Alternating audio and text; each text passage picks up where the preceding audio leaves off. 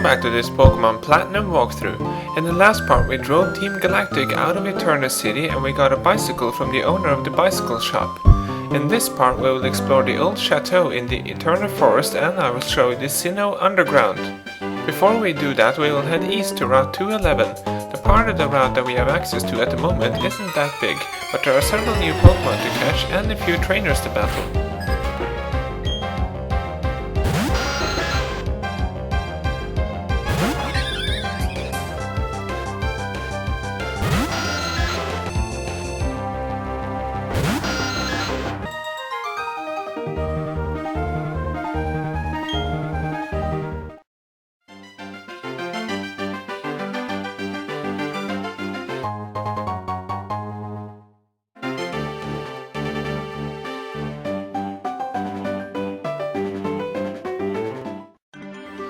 Machop is a fighting type Pokemon which evolves into Machoke at level 28 and finally into Machamp when traded. Machop can have either the Guts ability or the No Guard ability.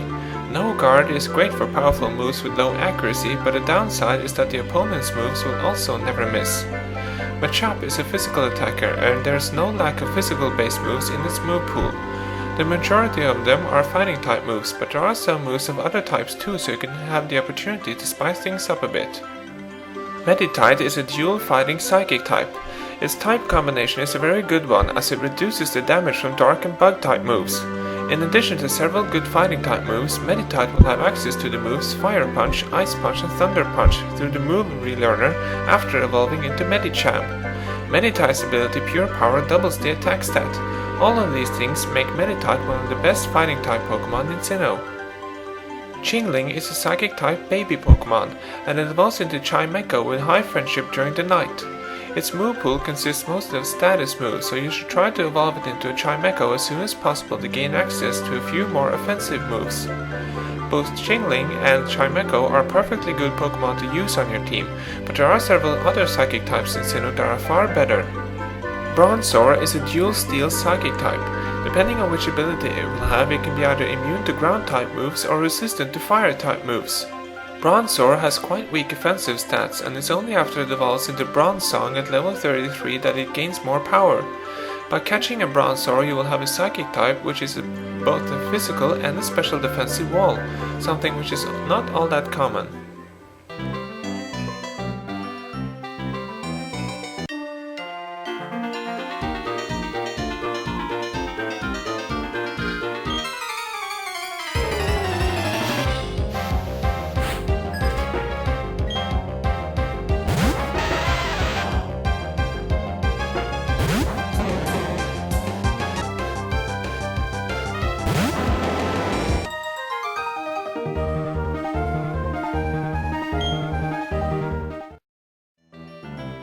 To the east lies Mount Coronet, a huge mountain range dividing the Sinnoh region in half. Inside is a network of caves and it is possible to travel from one side of the mountain to the other by going through these caves. To explore the caves in full you will need several of the HM moves in the game.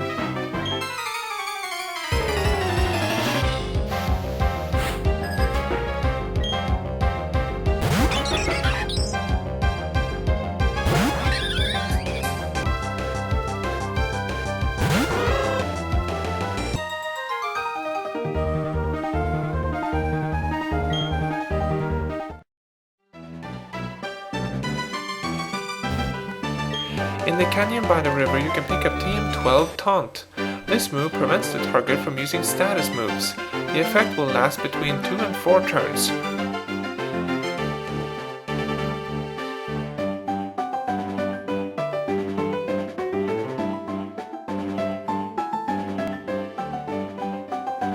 Now we will go back to the Eterna Forest.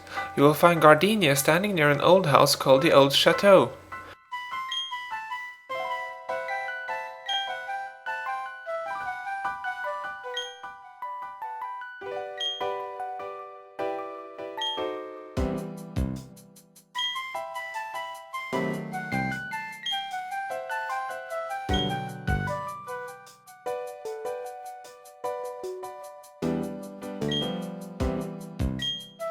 Use Cut to gain access to the house and be sure to pick up an ether and an insect plate before heading inside.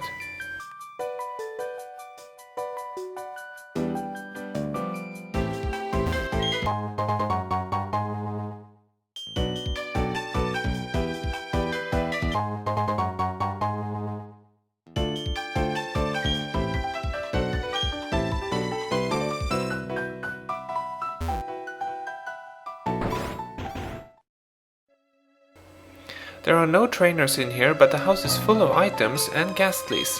There is also one special Pokémon in here that we will encounter in a short while.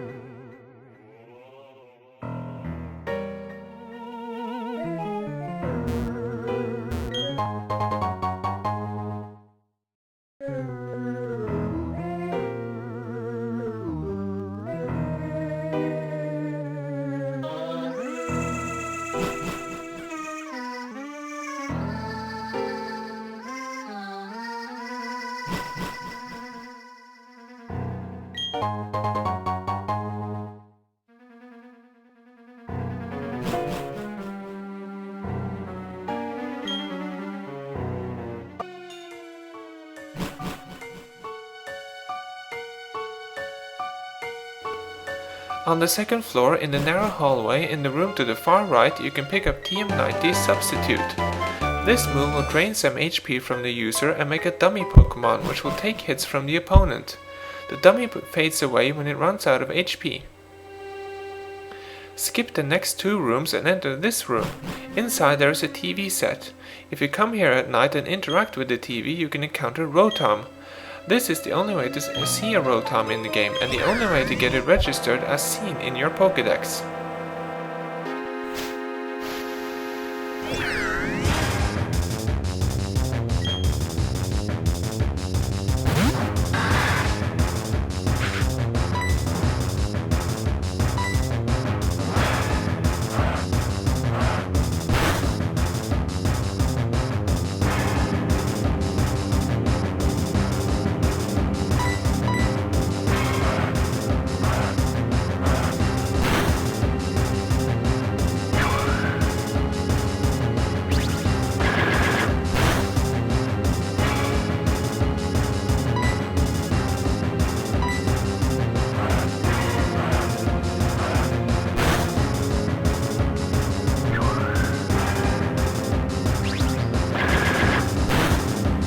Weakening Rotom is not all that difficult if you use the right Pokémon, but catching it is harder due to its low catch rate.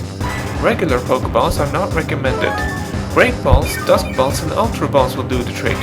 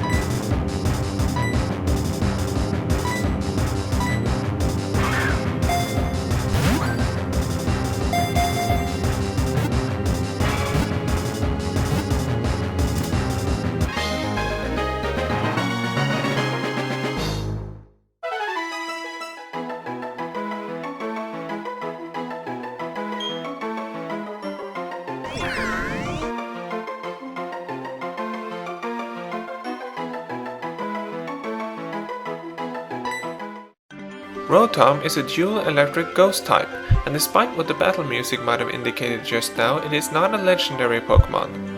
Rotom can possess certain electrical appliances and change its form into 5 different forms. It becomes Heat Rotom when possessing a microwave oven, it becomes Wash Rotom when possessing a washing machine, it becomes Frost Rotom when possessing a refrigerator, it becomes Fan Rotom when possessing an electric fan, and it becomes Mow Rotom when possessing a lawnmower. When changing form, Rotom will experience a slight increase in attack, defense, special attack and special defense, as well as a slight drop in speed. In Generation 4, Rotom doesn't change its type combination when it changes form. The only place where you can change Rotom's form in Sinnoh is in the Galactic Eterna building. A room on the first floor contains the appliances needed to change Rotom's form. However, the secret key is needed to access this room, and that item was only obtainable for a short while through the mystery gift function. Therefore, if you want to change Rotom's form in Generation 4, you need to trade it over to a copy of Heart Gold or Soul Silver and go to the Sylph Co building in Saffron City in the Kanto region.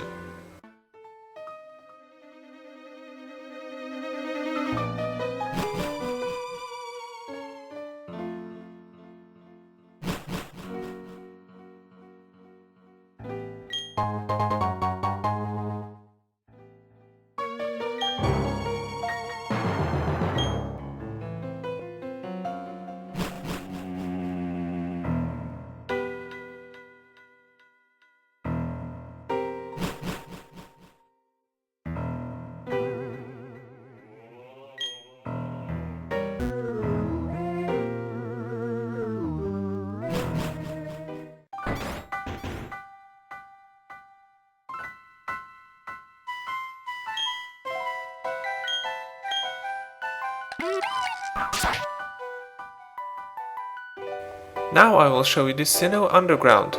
Once you have obtained the Explorer Kit from the Underground Man in Eterna City, you are ready to explore Underground. Just go to your bag and select the Explorer Kit from the Key Items pocket. You will need a Wi-Fi connection in order to go underground. Since I am playing the game on an emulator, I am unable to actively show you the Underground, so I have instead prepared an alternative tutorial for you. The Underground is a vast network of tunnels covering the entire Sinnoh region. You can go underground from anywhere in Sinnoh, but you won't have access to all of the underground from one single spot above ground. Try going underground at different locations in Sinnoh. Your character is shown on the bottom screen, while the upper screen shows a radar image of the underground. You move around just like you do in the overworld, but your bag is not accessible. By touching the bottom screen, you send out a radar pulse, which will identify places where you can find spheres, which you can use to buy goods from NPCs in the underground. The radar pulse will also identify the locations of traps. Traps can be found naturally in the underground, or they can be set up by the players themselves. This tutorial will focus mainly on the mining minigame, where you can dig up items like shards, evolutionary stones, plates, heart scales, and fossils. By touching the bottom screen, you can see where you can mine by looking for a sparkle in the wall. You can also find mining spots by looking for sparkles on the radar map as you go through the tunnels. Interact with the wall where you saw the sparkle to start the minigame. You will see the cave wall divided into a grid full of squares. Up to 4 items can be hidden in each spot. Use the pickaxe to clear away smaller areas of rock and soil, and use the hammer to clear away larger areas of rock and soil. Some squares will need 2 or 3 hits to be completely cleared up. As you are digging, notice the crack in the upper part of the screen. As you hit with the hammer or pickaxe, the crack grows longer. When the crack reaches the left side of the screen, the wall will collapse and any items you didn't manage to uncover will be lost. Be careful with your digging when you think you have found a valuable item.